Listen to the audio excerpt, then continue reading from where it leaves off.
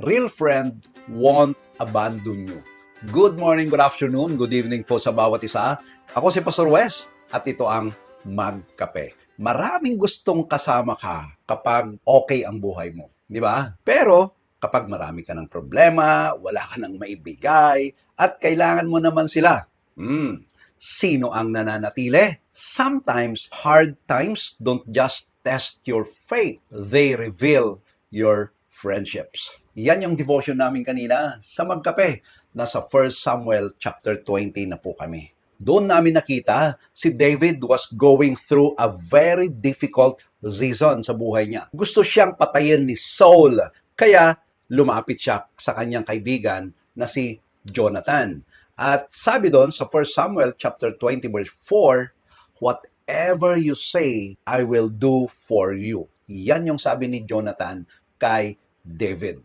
Hindi iniwan ni Jonathan si David noong naging complicated na ang situation. He listened, he helped him, he remained loyal even when it becomes personally costly. At bago sila maghiwalay, pero alam niyo po ang sabi ni Jonathan sa 1 Samuel chapter 20 verse 42, "The Lord shall between me and you forever." Grabe, ang ganda.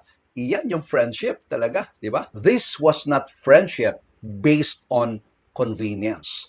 Their friendship was anchored in commitment before God. Marami kasing ganyan, ano?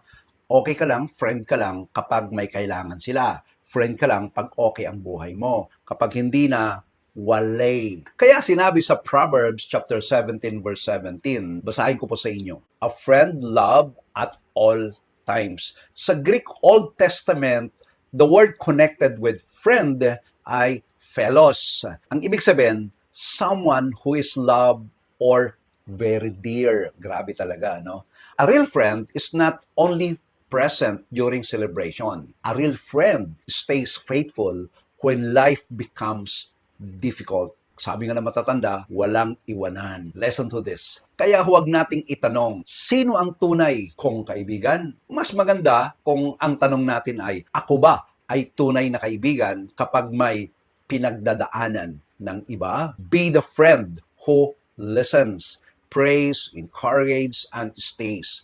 Because God can use your faithful presence to remind someone that they are not alone. Kung may kaibigan kang asking, paano ba pumunta ng heaven? Meron po akong link diyan sa description. I-copy mo yon at isend sa kanya. Again, ako si Pastor Wes na laging nagsasabing, be an inspiration at solusyon po. Ingat po kayo. God bless everyone. Bye.